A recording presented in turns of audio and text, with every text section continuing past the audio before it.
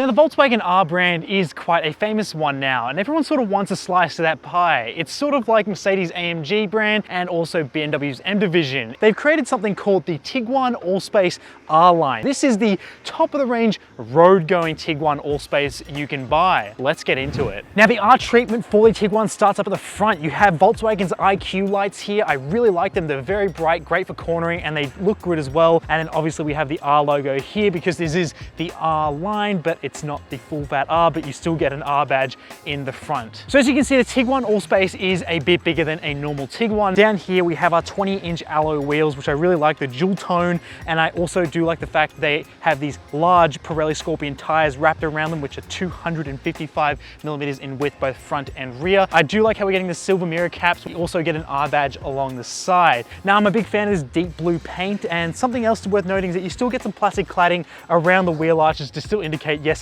this is an SUV. I do like the LED taillights we have back here. You also have an extended boot spoiler up here as well, but I know it adds to the look, but I mean, come on. We have fake exhaust here, which is just as fake as we saw on the ones on the Audi SQ5. Now the Tiguan Allspace does live up to its name. Now it does have 7 seats and they're all up right now. So you can see here there actually is enough space to put a few backpacks, a few bits and pieces, and even under the boot floor here, you have some more storage where you can see your spare tire and everything you need to change one as well. And then in addition, there is a little torch back here. The Allspace lives up to its name. It has just a little bit less than 2,000 liters of total storage, so it's not exactly super practical, but this car doesn't have a massive footprint either. So you have a very practical amount of space. You can carry up to 7 people and some luggage. Although I think Volkswagen could have finessed the folding seat mechanisms just a little bit so you don't have to walk around to the side. So Volkswagen's door feel.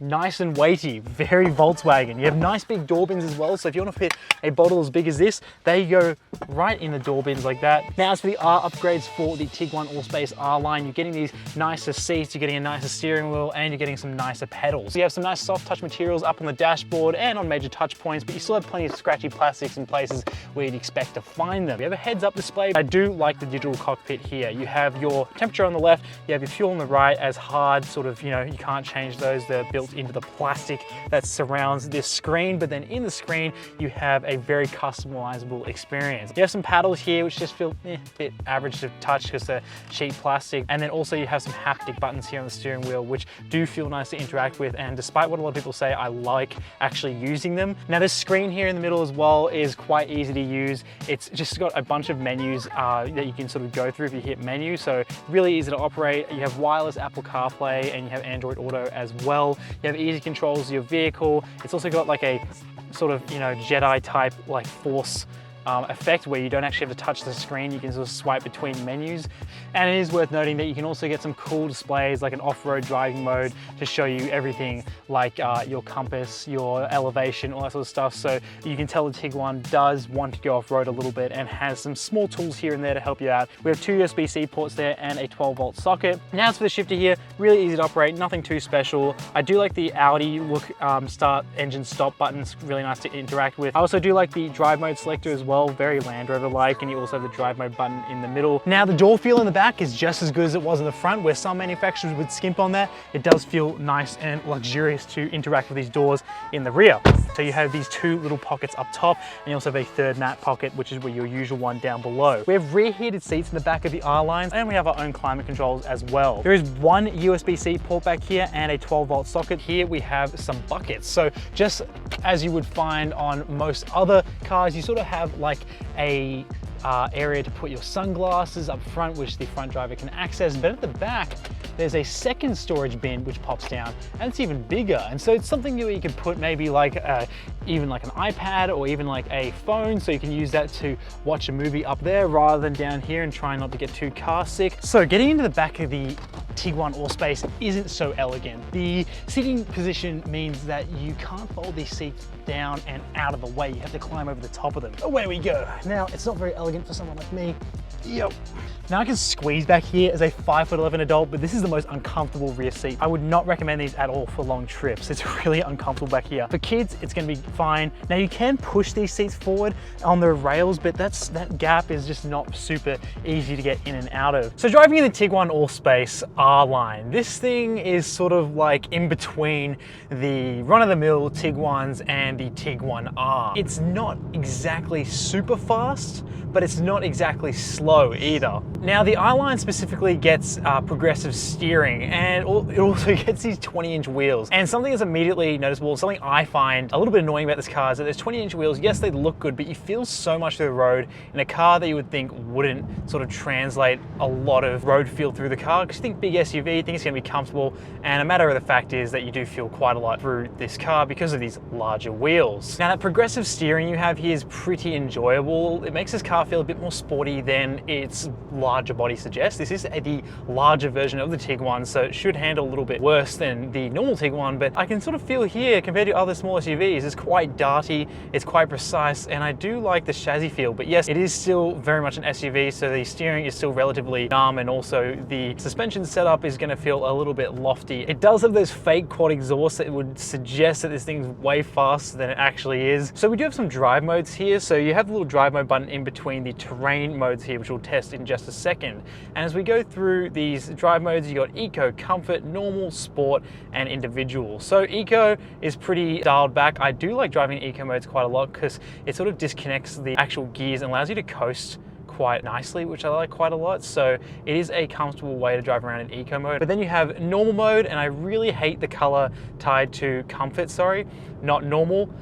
It just looks disgusting. It's like this really putrid looking yellow. Comfort is comfortable. There's really nothing special about it. Really doesn't feel all that different from Eco, to be honest, just a little bit more power behind it. And then if you go into normal, and then you get the blue dials, sort of like the R blue theme. I do like driving in normal mode. It does react nicely to your throttle inputs and steering inputs. But then we're gonna go into sport here for these twitchy sections of road, and our dials go red through the corner here, and you can feel that steering really tighten up, and it just allows us to sort of, get a bit more feeling through the car. But guess what? That haptic button layout on the steering wheel means that if you lean too much at your 9 and 3, you'll activate your heated steering wheel like I just did just then. Look, it's a okay motor. It's not overwhelmingly powerful, again, like I said, but against other cars in this segment and price point, this is far more sporty than what other cars like this would be offering, which is more fun and enjoyable, obviously. Volkswagen has some off-road drive modes here, and when a car company provides off-road drive modes, I want to see how they go on surfaces that aren't paved. So we have a couple modes here. We have snow, we have off-road auto driving profile, and we have off-road expert driving profile. And so if I want to change what the expert driving profile is, you can go ahead and tailor your off-road driving experience through everything from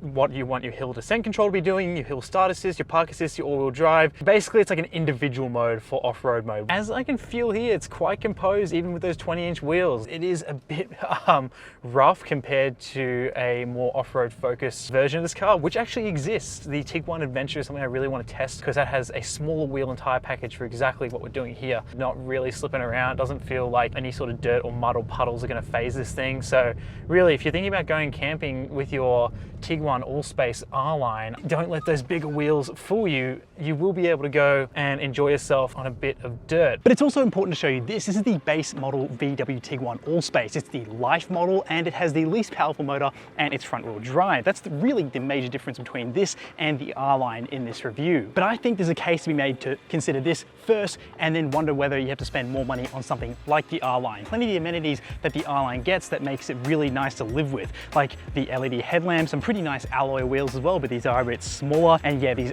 front LEDs aren't the matrix ones that you're getting on the more expensive R-Line. And then some other omissions as well, like are pretty obvious, are the lack of heated seats or cooled seats, and also no leather seats as well. But what you still do get is you still get 7 seats, you still get a decent sized boot, it's the same dimensions as the R-Line. You've also got wireless Apple CarPlay, you've got a digital driver's instrument display as well. You've still got radar cruise control, and you have a reversing camera and an automatic boot. And really the build quality on the interior as well, it just doesn't really make it feel like it's a base model. It still feels like a pretty nicely spec car. So I think unless you really know you need all-wheel drive or you know you want more power, I think it's definitely worth checking out this. Now we don't have any drive modes, and also we have have some interesting little quirks in this car that I didn't really experience in the R line. Like for example, I hear the brakes a lot more in this car when we're coming to a stop than I did in the R line. Now we have the 110 TSI motor under the bonnet. It's a 4-cylinder turbocharged unit, and I can tell you right now, it is more than enough power for day-to-day use. And when you're carrying a few more people, you do notice that little